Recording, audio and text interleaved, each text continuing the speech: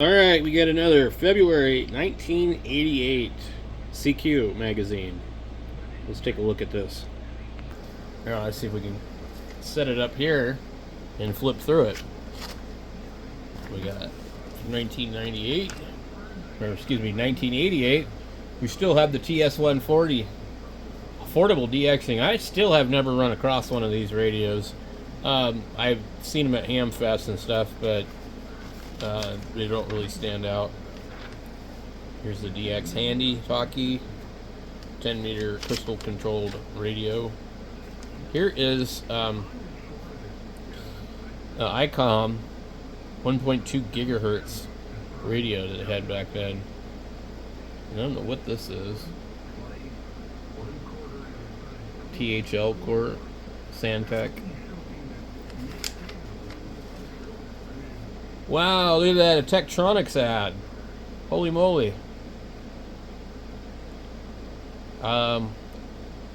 Which scope is that? It's a 50 megahertz scope.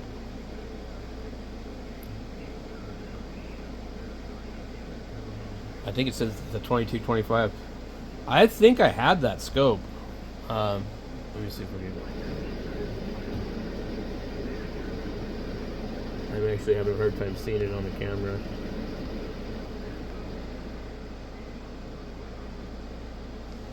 Okay, let me see. It's a 2225. Yeah, it's a 2225. So that was $1,000 back in 1988. Copyright says 87 on here. What does it have? It has 2 channels, single time base. Yeah, I had a really similar one. Right now, I've got a 2235 that Brian gave me, and most of the time it just boots right up. I've had a couple of other ones that are broken, completely broken. This 2235 needs capacitors. It's 100 megahertz, and it's really similar. But this one, if we look at, you see how it's completely plastic. The actual regular ones, this part's metal with black rubber on it. Anyway, I just thought I would share that part with you. Okay, so that's pretty cool. Let me get my... And 50 megahertz would be plenty. Yeah, an ICOM 761, a 28A, a 735, an R7000, and some handhelds, an Elenco dual bander. I've always liked the Elenco stuff. Kenwood, Yaesus. These are the what is that? It looks like I don't know, 757 GFX2.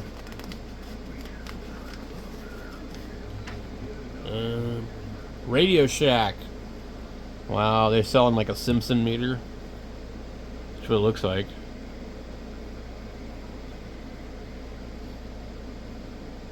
I've got a rotator that looks just like that one. The Plywood VDT inexpensive video from Commodore Surplus. Wow. Henry, the Premier Series. Never had any Henry stuff. Gordon West. Gordon West Radio School. CQ interviews him in 1987. The MFJ Artificial Ground. The Shure microphone. Look at that. Howell Communications Corporation.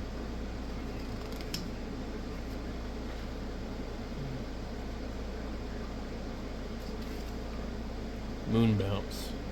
Mirage, back when they weren't owned by MFJ.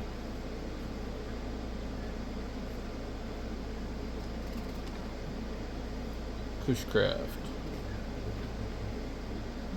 A double L HF antenna tuner. That's pretty cool. Double inductor.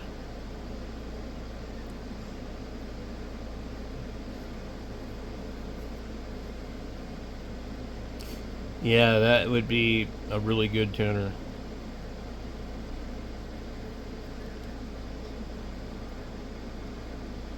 For 300 or 450 PF. That would be a super cool one to do. EGE Incorporated. They don't have any prices on anything either. Well, I like to see the prices. That's the thing. On vintage equipment, I like to see the prices.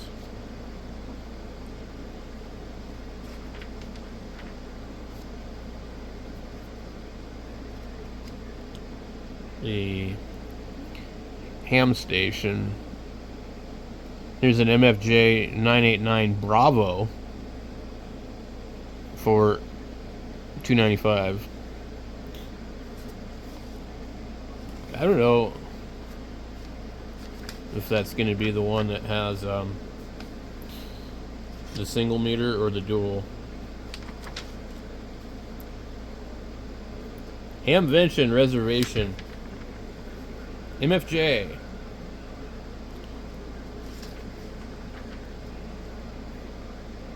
New Kenwood transceivers. There's the review on the 140. Texas Towers. TS940S. List price is $2,349. It doesn't say what the actual price is. TS140. List price $899. TS440. List price $1299. Interesting. The 711A is $999. The 811A is $1199. Those are the 2 meter and 440 Kenwoods. The TR751A is $629.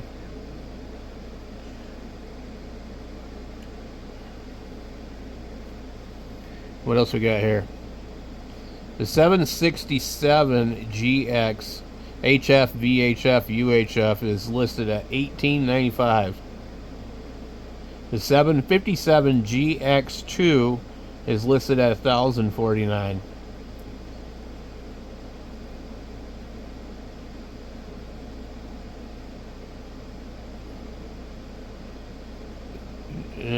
What does that say?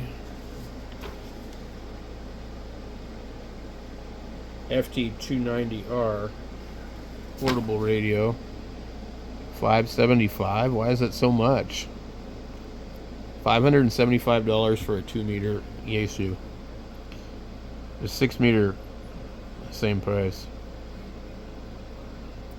What other radios we got here? As ICOM 761, the list price on that was $24.99. The ICOM 735, the list price was $9.99. The AL80A was $9.85. AL84 $479. AL1200 $1825. AL1500 $2370. The amp supply LK500ZC $13.95. LK800 $26.95. LK550 $18.95. Those are actually pretty good amps.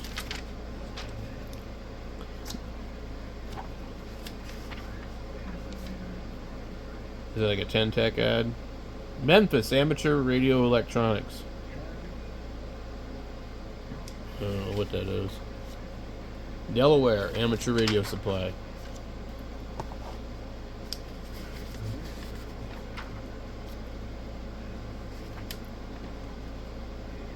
There's some computer software. Mirage KLM.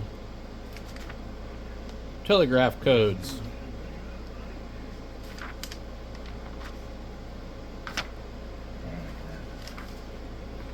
Let's see, Mirage RF Concepts. A ham radio desk for $199. It does actually look pretty cool. You got like some SB200, a band scope, a station identification to hang a speaker and a radio.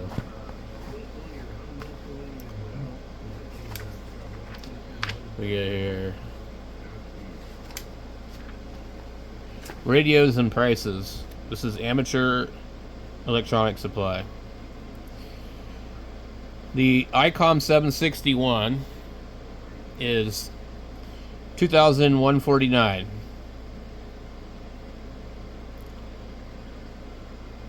Apparently the HM36 microphone was $47. This speaker was $139. A CW filter was $73. The 250 hertz second IF CW filter $109. The 6 kilohertz AM filter was $59. The voice synthesizer was $59. ICOM 751A $1449. Current price was $1699. Apparently the power supply, the internal power supply, was another $200. ICOM 735 $869. Yeah, that's all they have advertised on that one. Pretty cool, just to see those prices, what they are. I've got two 751s. I had a 761, but I sold it. I love looking at these old catalogs. Barry's Electronics. They don't really have any prices.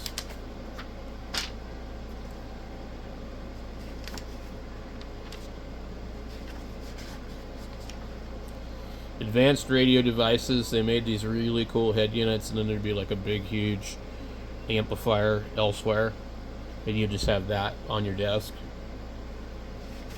They were really, really ahead of their time. I knew a guy that had two of them. He was a flipper, but he wanted some ungodly amount of money for them.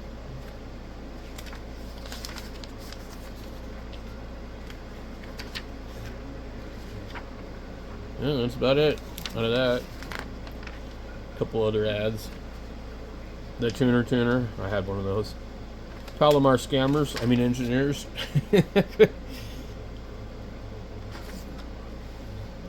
Here's the ICOM 751A. Alright guys, thanks for going back into February 1988 with me.